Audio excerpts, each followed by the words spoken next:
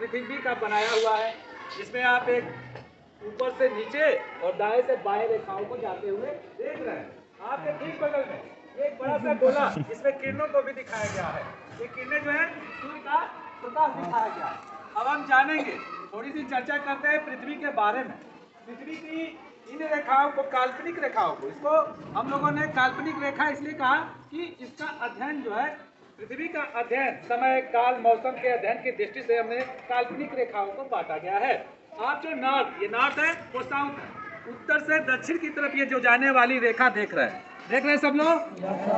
उत्तर से दक्षिण देखिए जो रेखा गई हुई है, इसे हम लोग देशांतर रेखा कहते हैं। क्या, कौन सी रेखा कहते हैं? देशांतर रेखा कहलाती है। और पूरब से पश्चिम की ओर जो रेखा आप देख रहे हैं, जो इस तरीके से देख रहे हैं, ये अक्षांश रेखा कहलाती है। कौन सी रेखा कहलाती है? कौन सी रेखा? अक्षांश रेखा। कुल 180 और 180 यानी 360 देशांतर रेखाएं पृथ्वी की एक काल्पनिक रेखाएं जो है वो 360 है। कितनी है? 360। और ये इसलिए इसी रेखा के माध्यम से हम विभिन्न देशों के समय का आकलन करते हैं, क्योंकि हम लोग जानते हैं पृथ्वी की दो गतियां। कौन सी गति? दो गति। कोई बताएगा दो गतियों के बारे में? Yes sir. कौन बताएगा? बताइए, जल्दी बोलिए। घूर्णन गति और दैनिक गति। चलिए, उन्होंने कहा घूर्णन गति, दैनिक गति। और कोई? और घूर्णन गति और परिक्रमण या परिभ्रमण गति। घूर्णन गति ही दैनिक गति है। घूर्णन मतलब क्या होता है? घूम जाना। घूर्णन माने? घूर्णन माने घूम जाना। यदि हम घूम रहे हैं तो यही घूर्णन गति हुई या दैनिक गति हुई। अब परिक्रमण करने वाले, परिक्रमा यानी परिक्रमा करना।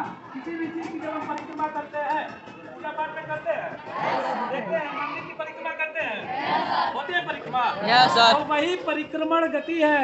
ये है परिक्रमण गति। परिक्रमण गति में ये हमारी पृथ्वी जो है वो परिक्रमा करती है। किसकी? 21 मार्च को यहाँ पे आ जाएगी। 22 दिसंबर यानी दिसंबर का मौसम चल रहा है। हमारी पृथ्वी जो है अभी इस तरह 23.5 डिग्री की झुकाव होने के कारण अभी हम लोग ठंडे के मौसम का अनुभव कर रहे हैं। जैसे जैसे हमारी पृथ्वी मार्च से और जून की तरफ जाती है और तपिश जो है ये बढ़ने लगेगी। और बढ़ने का मुख्य कारण क्या है? एक तो 23 डिग्री का, 23.5 डिग्री का झुकाव। दूसरा, कर्क रेखा। जो कर्क रेखा है वो भारत के 8 राज्यों से होकर पृथ्वी की 3 रेखाओं को बांटा गया है। कर्क रेखा, भूमध्य रेखा और मकर रेखा। ठीक है? पृथ्वी, सूर्य का प्रकाश मकर कर्क रेखा के ऊपर वाले पार्ट पर सीधा नहीं पड़ता। हमारे यहाँ कर्क रेखा बीचों बीच भारत के होकर जाती है, जो गुजरात, मध्य प्रदेश, छत्तीसगढ़, झारखंड, पश्चिम बंगाल सहित कुल 8 राज्यों से होकर गुजरती है। और कर्क रेखा पे जब सूर्य का प्रकाश सीधा पड़ता है तो हमारा गर्मी भी ज्यादा बढ़ती है। चूंकि कर्क रेखा, फिर भूमध्य रेखा और फिर मकर रेखा, तो भूमध्य रेखा 2 बार सूर्य के प्रकाश 2 बार इसके सामने सीधा पड़ते हैं। जब भूमध्य यानी मध्य ऊपर भी जाएगी तब भी और नीचे भी आएगी तभी। कर्क, मकर से यदि कर्क पे जाना हो तब भी भूमध्य रेखा को पार करके ही कर्क पे जाती है। और कर्क से यदि फिर मकर पे यदि आना हो तब भी भूमध्य रेखा पड़ता है। तो भूमध्य रेखा पे जितने भी देश पड़ते हैं, जितने अफ्रीका के देश पड़ते हैं, केन्या पड़ता है, तो यहाँ के लोग जो है आपको काले दिखेंगे, काले मैक्सिमम पाए जाएंगे। जिसका एक मुख्य कारण ये बढ़ती हुई गर्मी है। 2 बार उनको गर्मी का सामना करना पड़ता है। और जितने उत्तरी ध्रुव की तरफ यानी कर्क रेखा के बाद जो है सूर्य का प्रकाश सीधा नहीं पड़ता है। तो कर्क रेखा के ऊपर उत्तरी ध्रुव के तरफ जितने भी देश हैं, चाहे हमारा आप लीजिए जम्मू कश्मीर की तरफ जाइए, नेपाल को देखिए, चाइना को देखिए, रसिया को देखिए, जितने ऊपर आप जाते हैं उतने ऊपर आपको गोरे लोग मिलते हैं। मिलते हैं? आप रसिया को देखिए और भी गोरे लोग मिलेंगे। उसका एक मुख्य कारण क्या है? ठंडा मौसम। वहाँ जो है गर्मी नहीं पाई जाती है। आप रसिया चल जाइए, वो बरहो मास क्या है? ठंडा। वहाँ गर्मी का मौसम ही नहीं है। तो यह एक मुख्य कारण है। इसके बाद देखिए 21 मार्च यहाँ आई, 21 जून को हमारी पृथ्वी सूर्य का परिक्रमा करते हुए यहाँ पहुँचती है। और 21 जून में ये जो 23.5 डिग्री का झुकाव है, मैं बार बार कह रहा हूँ, अभी हम इस तरह है और वो चीजें घूमते हुए जब इस प्रकाश जो है सीधा पड़ेगा। और ये प्रकाश जब सीधा पड़ेगा तब हमारे यहाँ गर्मी का मौसम जून जुलाई में काफी हो जाता है। फिर हम लोग पहुँचते हैं 23 सितंबर। और ये पृथ्वी की जो गति है, जो घूर्णन गति है, दैनिक गति है, वो कितने देर में अपने अक्ष पे कितने देर में घूमती है? 23 घंटा 56 मिनट 4 सेकेंड। 23 घंटा 56 मिनट 4 सेकेंड। तो इसी कारण दिन और इस समय जितने ये किरण पड़ रही है, हमें यहाँ है, सपोज है हमारे ऊपर प्रकाश पड़ रहा है, ये पार्ट मेरा उजाला है, ये वाला, और पीछे अंधेरा है, प्रकाश पड़ रहा है इधर नहीं पड़ रहा। तो जैसे जैसे हम घूमेंगे, अब देखिए प्रकाश क्या होगा, धीरे कहीं तिरछा पड़ेगा, कहीं सीधा पड़ेगा। तो कहीं जहाँ तिरछा पड़ रहा है दिन निकल रहा है, यहाँ दिन ढल रहा है और यहाँ दिन निकल रहा है, क्योंकि पश्चिम से पूरब की ओर हम लोग घूमते हैं, हम लोग मतलब पृथ्वी घूम रही है। तो जब घूमेंगे तो देखा आई भोर होता है, रात होता है, क्या मैडम? अब देखिए धीरे धीरे धीरे धीरे, और ये हो गया रात, प्रकाश नहीं आ रहा है तो अंधेरा। अभी कमरा को बंद कर दिया जाए, प्रकाश नहीं जाए तो अंधेरा ना है।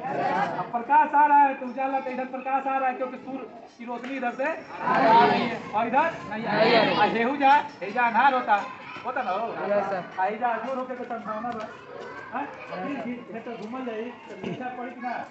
और रात होते हैं वो दैनिक गतियों के, जिसे हम घूर्णन गति, कौन सी गति? घूर्णन गति कहते हैं, रोटेशन। तो ये जो गति है उसके कारण घूर्णन, दिमाग में बैठा लो, घूर्णन मैंने घूमा, घूम गई।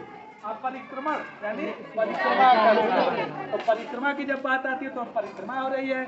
और ये पृथ्वी जो है सूर्य की परिक्रमा कितने देर में करता है? 365 दिन। अब इसके बारे में थोड़ा सा हमारी सोनी मैडम बताएंगी, जिसमें आपको लीप ईयर के बारे में भी थोड़ा प्रकाश डालेंगी। देखिए यहाँ पर कुछ डेट्स लिखे हुए हैं ना, जैसे यहाँ पर लिखा है 22 दिसंबर, इधर है 21 जून, 21 मार्च और 23 सितंबर। इस दिनांक का कुछ महत्व है ना, ये अपने आप में इसकी क्या इम्पोर्टेंस है, इसकी क्या महत्व है, इसके बारे में समझेंगे।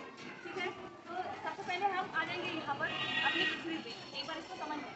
पृथ्वी पे अभी आपने अक्षांश और देशांतर समझा है ना, जो खड़ी हुई रेखाएं होती हैं, ठीक है, जैसे यहाँ पे आप देख रहे हैं कि उत्तर से दक्षिण की जाने वाली है जो खड़ी हुई रेखा है, क्या कहते हैं?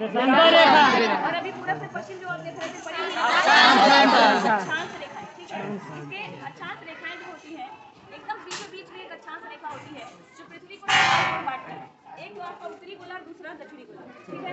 एकदम बीच वाली जो रेखा होती है वो 0 डिग्री यानी भूमध्य रेखा या फिर विषुवत रेखा एकदम 0 डिग्री पे होती है, ठीक है। कितने डिग्री पे?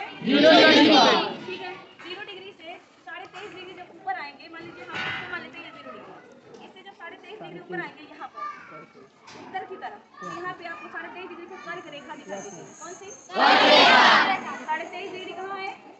23.5 डिग्री उत्तर की तरफ आएंगे तो कर्क रेखा, और 23.5 डिग्री दक्षिण की तरफ चले गए तो, ठीक है ना। 23.5 डिग्री भूमध्य रेखा से दक्षिण की तरफ 23.5 डिग्री जाएंगे तो, और इसी विषुवत रेखा से 23.5 डिग्री हम उत्तर में आएंगे तो कर्क रेखा, ठीक है ना। चलिए अब इसी के बारे में खूब ध्यान से समझेंगे। जो देख रहे हैं आप विषुवत रेखा 0 डिग्री पे है, सबसे पहले इस डेट को देखेंगे 21 मार्च और 23 सितंबर। तो सूर्य के बारे में हम लोग पढ़ रहे थे, तो 21 मार्च और 23 सितंबर को क्या होता है, जो सूर्य की किरण है ये आपकी जो विषुवत रेखा है ना उस पर एकदम सीधी पड़ती है।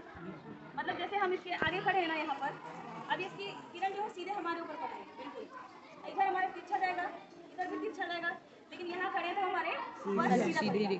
तो यानी कि 21 मार्च को क्या होता है, जो विषुवत रेखा होती है ना एकदम इसके सामने होती है और सूर्य की किरण बिल्कुल उसके सीधे पड़ती है, यानी सीधा चमकता है। 0 डिग्री पर जो सूर्य की किरण है वो बिल्कुल सीधी पड़ती है।